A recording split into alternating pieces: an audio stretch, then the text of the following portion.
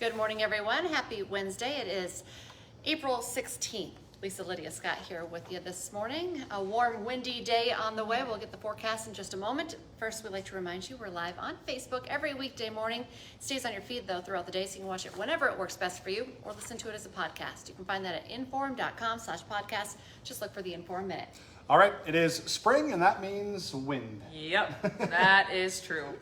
Wind turned around to the southeast while you were sleeping and has been picking up. We're up to 18 miles an hour now here in Fargo, so noticeable even with your first step out the door this morning, and we'll crank it up even more this afternoon, gusting 30 to 35 miles an hour. Now, before you complain, it is out of the southeast, so it's pumping in warmer air, and temperatures make it into the 60s today. 63 this afternoon here in town. We'll go 65 up in Grand Forks. Comes with the wind. Mostly sunny to partly cloudy skies. Not a bad day, just breezy. You'll certainly feel it. We keep that wind around for tomorrow and Friday. Today's wind out of those days, though, is the best because the next couple turns around to the north. So it sends in colder air. It's going to have that extra bite to it. Still looking 15 to 25 sustained, gusting 30 to 35 for Thursday and Friday with that northerly breeze. Clouds move in too. We'll see a few scattered showers for tomorrow. Looks really light. Some of us won't see any rain at all. And it won't rain all day in any one spot. I'm thinking 10th. Isolated up to a quarter, so it's not a big rain. There will be a chance for some strong to even severe storms, though, down toward the Twin Cities. If you happen to be traveling in that direction, maybe you're getting a head start on Easter weekend. Easter travels for tomorrow afternoon. 1-inch hail, 60-mile-an-hour wind gusts possible. They have a level 1 severe weather risk already in place for tomorrow in the Twin Cities. 'Tis the season. That makes it feel spring or even summer-like. Oh, yeah. We could hear a rare rumble of thunder, but nothing too feisty here at home.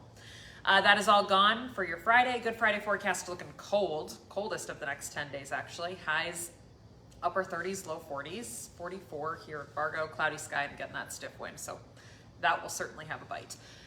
Hold off for Saturday, though. Looks gorgeous on Saturday. Mostly sunny. 50s. So, I mean, close to average for this time of year. Not stellar warmth, but a light wind. And after having a windy day today, tomorrow, and Friday, I think that light wind is going to feel pretty darn good on Saturday afternoon. Northwest 5 to 10 miles an hour, mid 50s and mostly sunny skies. We keep the sun for your Easter Sunday. Wind does pick up out of the southeast at 10 to 20 and temperatures make it into the 60s for Easter afternoon. Looking okay for Easter dresses, Easter egg hunts, all of that fun warm weather stuff.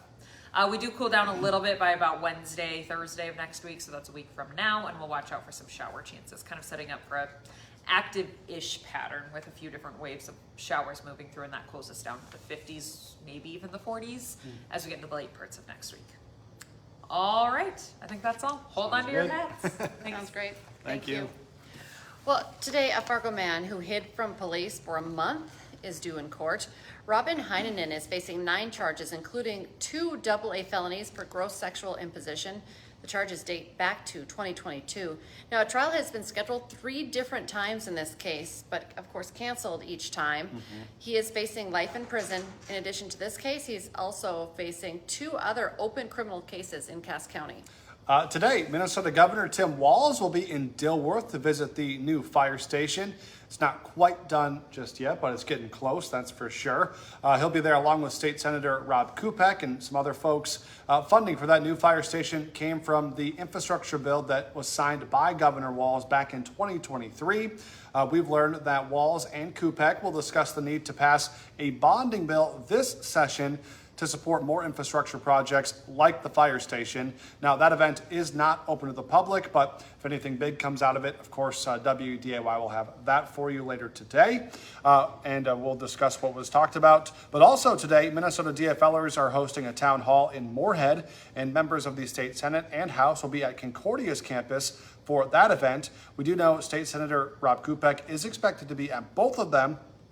And we're also working to find out if Governor Tim Walz could make an appearance at that event as well. We're working to find out and confirm that. We've reached out to his office. They've not gotten back to us confirming anything. Regardless, if you haven't got your spot for that town hall event, the event is already full, so you won't be able to attend. You did have to RSVP ahead of time. Vape products will now be banned entirely at stores in Clay County. The County Commission voted to ban the sale of all vaping products starting June 1st. Clay County licenses around a dozen stores, including shops in Glendon, Holly, and Sabin. All right, you can buy former North Dakota Governor Doug Burgum's downtown Fargo condo. It's on Broadway and overlooks the street. The former governor of North Dakota listed the 3-bedroom penthouse for about $2 million. So, Not pocket change. yeah, you're gonna have to pay up for it, but it looks really nice. If you Yeah. haven't seen the pictures, they're on our website, inform.com. You can go check them out. The property is actually 2 that have been combined into 1. It was built in 2007.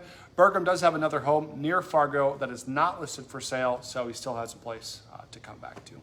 The Minnesota Wild clinched their spot in the Stanley Cup playoffs last night, beating the Anaheim Ducks in their regular season finale. They'll open the playoffs against the Vegas Golden Knights. Tough draw. It seems like the Wild always struggle against the Knights, so we'll see what they do. The season is on the line tonight for the Fargo Force. They dropped game 1 of their first-round playoff series against the Sioux City Musketeers last night.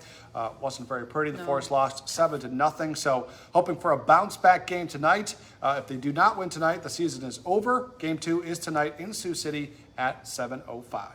Today on Hot Mic with Dom Izzo, it's been an eventful last month for Travis Hogue. He's going to talk to Dom about stepping down as the head basketball coach for the boys basketball team at Fargo North. Plus, the spring transfer portal window opens up today for football. So, could the Bison lose any of their standout players? A lot of people are probably worried. Well, they're going to talk about that and so much more. Of course, Hot Mic is on from 9 to 11 on WDAY Extra and Inform.com. Don't forget, for just 99 cents a month for your first 3 months, you can get an all-access pass to our website, inform.com. Just go to inform.com/subscribe to get that deal. And join us for our next newscast coming up at 11 this morning. And then we have you covered starting at 4 this afternoon, 4, 5, 6, 9, and 10. And we'll be back tomorrow morning from 5 to 7 with First News. Have a great day, everyone.